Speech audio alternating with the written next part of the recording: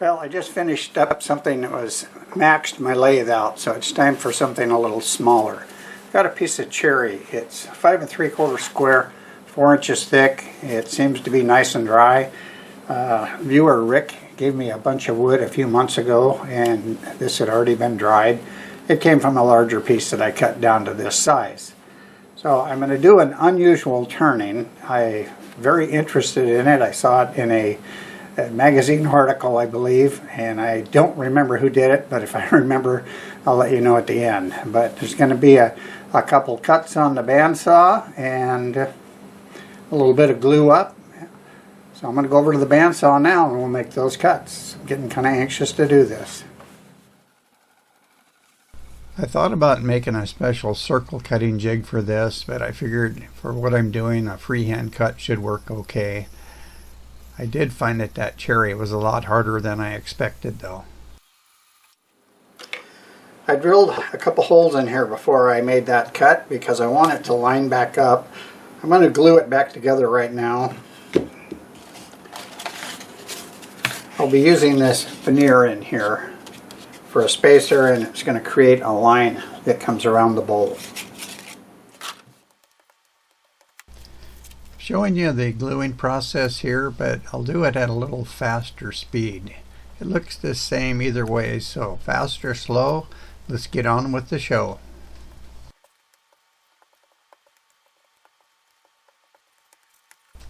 If you're wondering, I'm using Titebond 3 there, and I'm just trying to use it all up because I really don't like this stuff.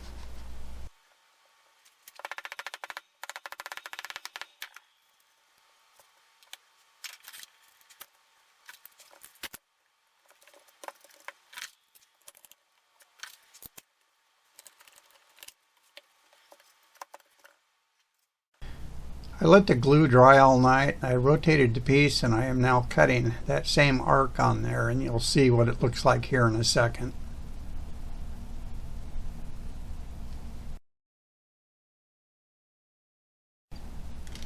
Well, as you can see, I did locate my little glue spreader in the tray, and it's right where I put it where it would be safe.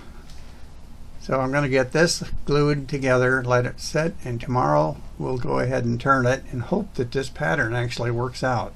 At the moment it looks a little bit strange. I do prefer this glue roller over the other one I used. It's a lot softer and it just rolls it on a lot smoother. The only problem is I need to remember the safe places I put things so I won't lose them.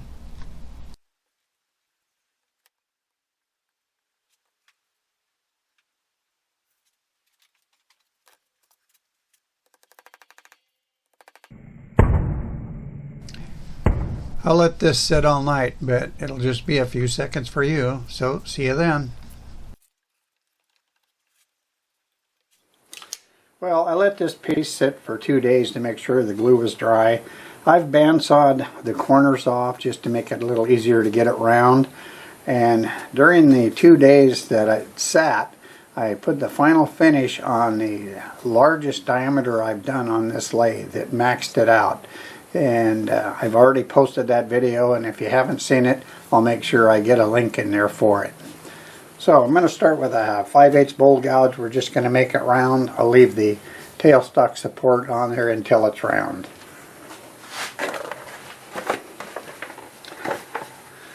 I might be putting my little space heater on because it's getting cold, but fortunately it's not very noisy. About 800 RPM.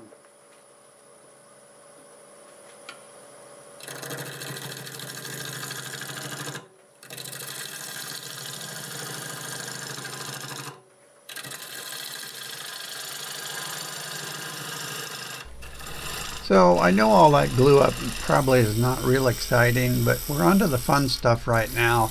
If you're liking what you're seeing right here and you're not subscribed, please think about doing that and just reach down there and click that subscribe button.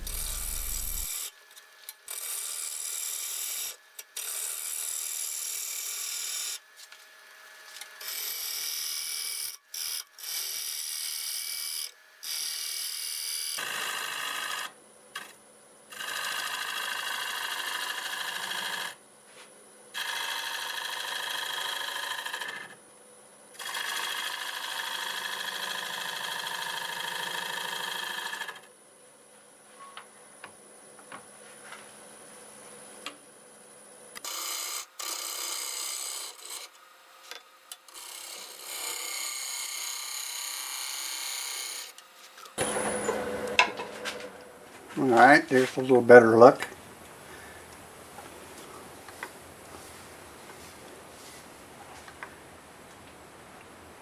Wow.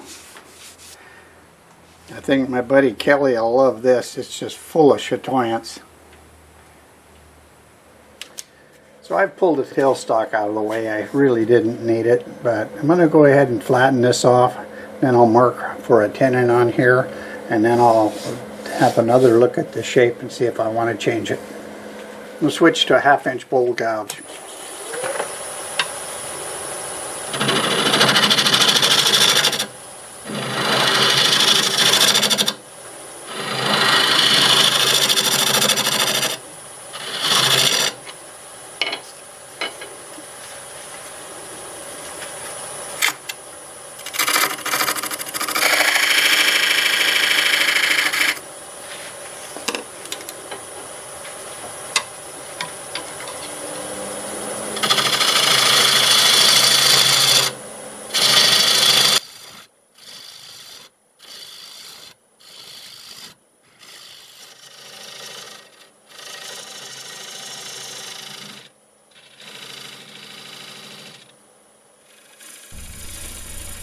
I did find that this cherry was really harder than I expected, so I put the live center back up for support.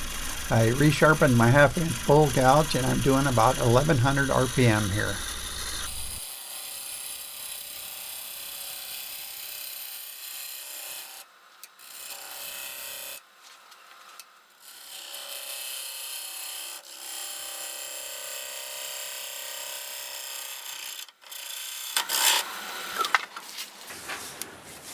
Alright, I think I like that, and it came out very smooth.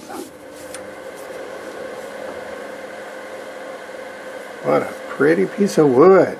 Wow. Okay, let's get that bottom finished up, and we will get it turned around.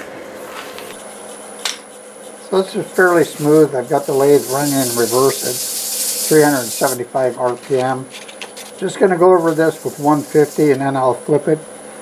I'm kind of looking at this as maybe changing a little bit based on what the top looks like. We'll just do a little sanding here and I'll be back and we'll have it flipped around.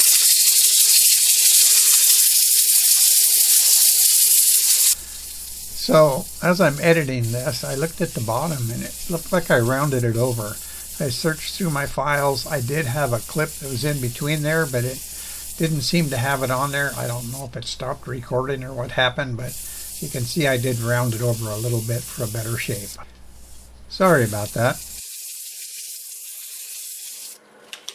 I've got it flipped around. It's running real true, about 750 RPM. I'm going to flatten this face and then we'll move the tailstock out of the way and start hollowing it out. 1/2 inch bowl gouge.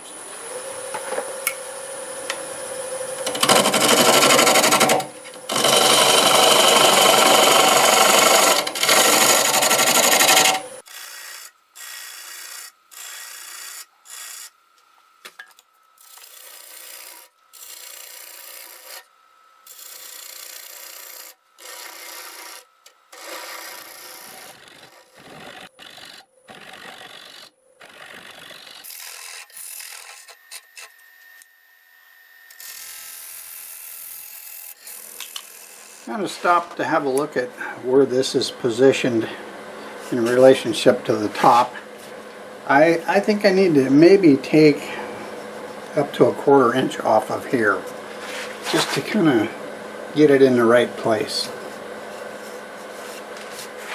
Take a little off and then have a look at it.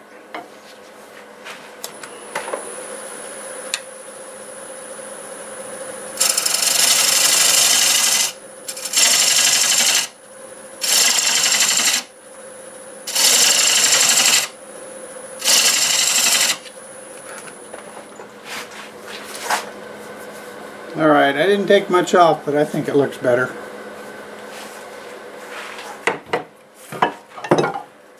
I've got a little angle go back through here.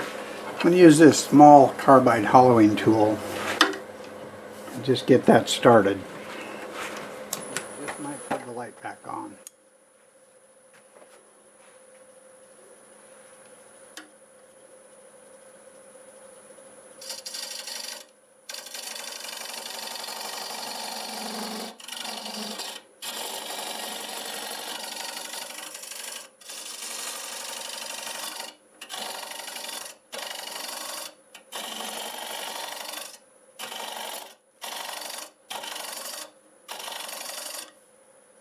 Alright, we can go back to the gouge now.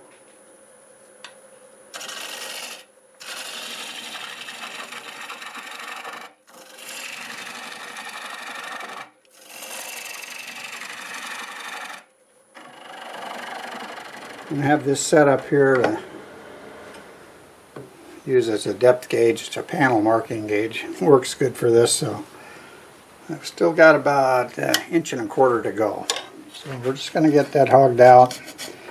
Probably not going to see a lot because I got my hands in the way, but I'll do the best I can.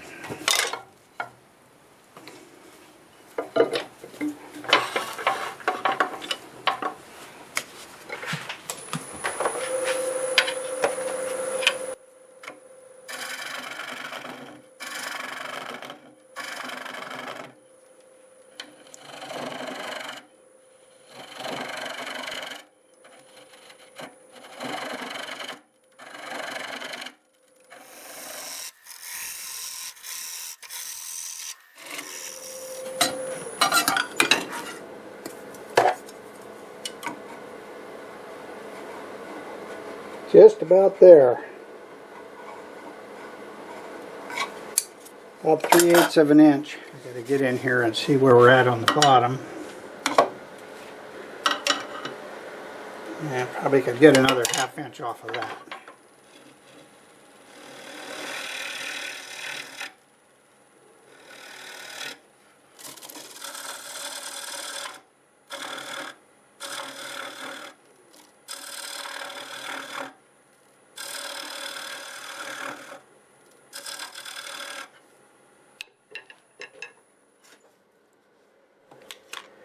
I pretty much have everything down to about 3/8 of an inch, except right here in the center. Let me see if I can cut this off here and get it close, and then if I can't get it, I'll use that little carbide.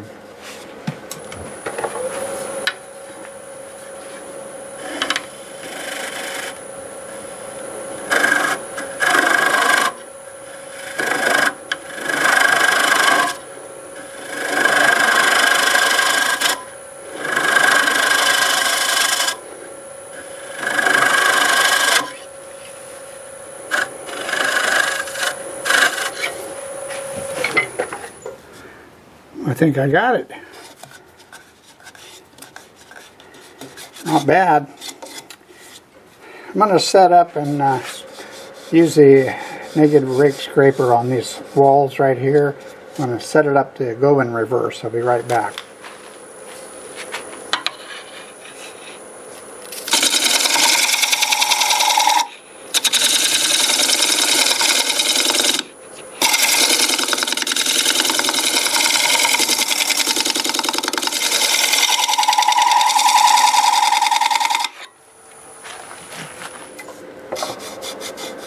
Oops, I just bumped you. Kind of awkward right here.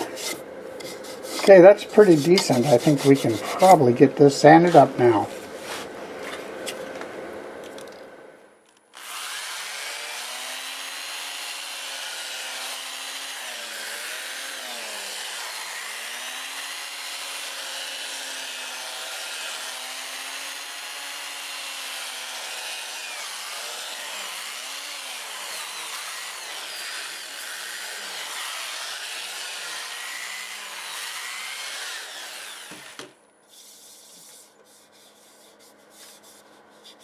Okay, I'll get this sanded up to 400, and then we'll come back and I'll show you the finish going on the outside.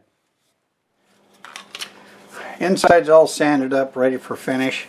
Outside is as well. It's sanded at 400. I went over it with this Scotch-Brite pad here.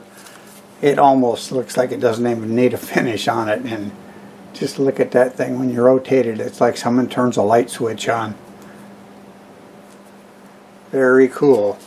So I'm going to use the wood bowl finish again because I used it last week and I really liked it a lot. And I've had it for a while, and eventually it goes bad the more you open the can.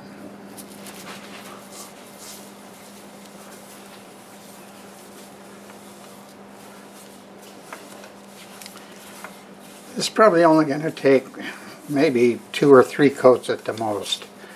I'll let it dry really good. I'll buff it out again with that Scotch-Brite and do the same thing on the inside. I get that all done, we'll come back and remove the tenon.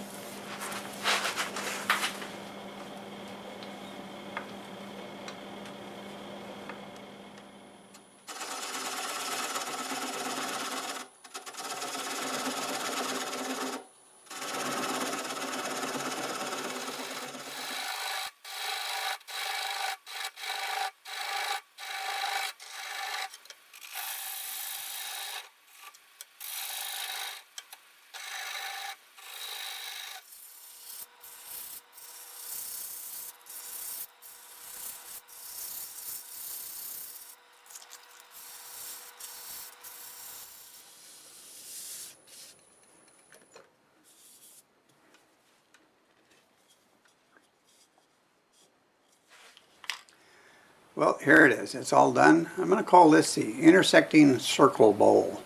That's because I've got two circles intersecting on here. So I think it looks pretty cool. Never done it before. I was looking forward to trying it, and I'm sure glad I did. In order to do these cuts, I left the block square, made my first cut, glued the pieces in, rotated at 90 degrees, made the other cut, glued them together, and then we turned it. And this is what we got. It's got some amazing grain in here. Just look at that right there. It just works with the light so well. It's just full of chatoyance. Shout out to the Vase man on that. It's pretty easy to do. I would like to do something more complex, and I probably will. And it wouldn't be cutting circles. So if you'd like to see more of similar things like this, let me know. I'd be happy to do them. Like I said, it's pretty easy to do. I sure had a lot of fun making it, and I sure hope you enjoyed the video.